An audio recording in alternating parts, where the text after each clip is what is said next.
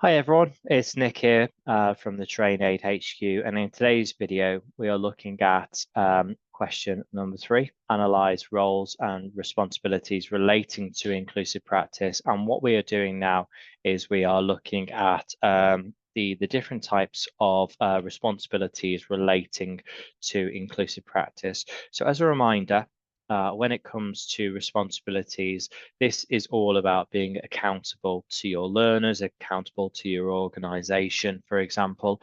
And typical teaching responsibilities include meeting individual learner needs, meeting learning outcomes or course outcomes, health and safety of the learning environment to be non-biased, promoting physical and emotional welfare of your learners, meeting deadlines, acting professional at all times, promoting a safe and supportive learning environment, maintaining standards, maintaining records, partaking in quality assurance processes and activities, communicating with colleagues, and also maintaining professional development. So what we need to do is we need to select any 3 responsibilities, and you can of course select any responsibility which is not featured on the list as well.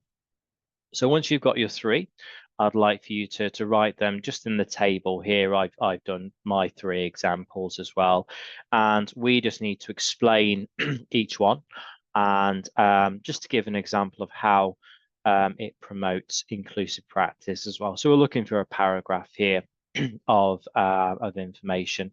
One of the key responsibilities, I mean, I've talked about it within the previous videos, is the Health and Safety Work Act. But in regards to a responsibility, health and safety is absolutely key.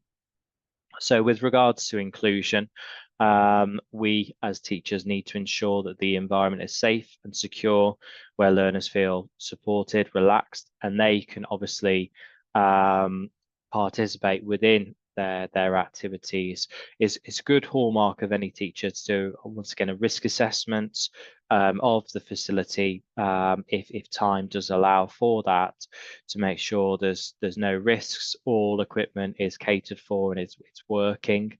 The teaching and training environment, as we know, should be well lit, comfortable, no trip hazards.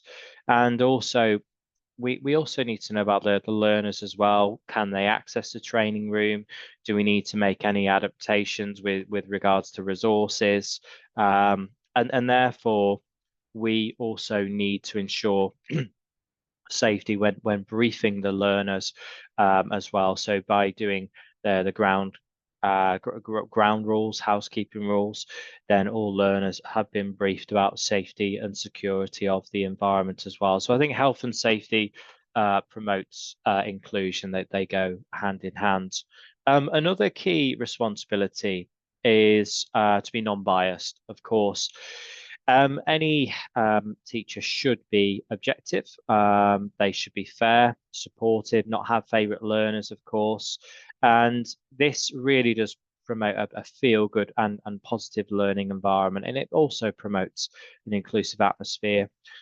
When I teach, I use examples, materials, and references from a wide range of cultures. So I'm quite conscientious when creating my resources, that I'm using a variety of case studies, examples, which is reflective on society.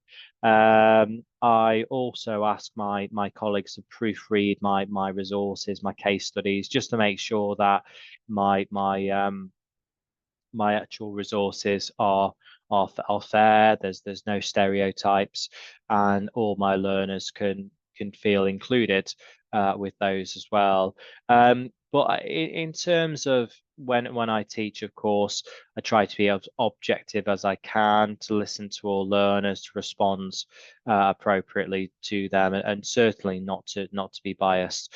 Final one, in terms of responsibility, once again, it's to do with course design.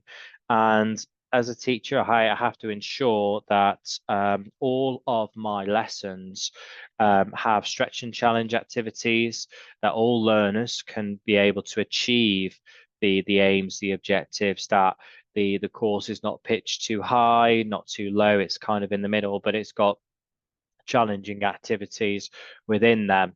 So ultimately, I've got to make my course inclusive as possible when it comes to creating the lesson plans, the schemes of work, the resources, everything that I choose. Can all learners access the resources and the actual methods as well? So I have to make sure that the assignments, the written tests, they're all appropriate, they're all clear, and this is creating fairness and inclusion as well. So we're creating a course which is accessible and achievable there. Okay. So that is it in terms of the responsibilities. Once again, I've gone for a paragraph on my three. With regards to your responsibilities, you can select the same three or different, any from the list or any which aren't on the list as well. You can, of course, use previous content from Unit 1 when talking about the responsibilities there. So that's it for this video. I hope that you've enjoyed it. Any comments, please put in the description. And thank you so much for watching.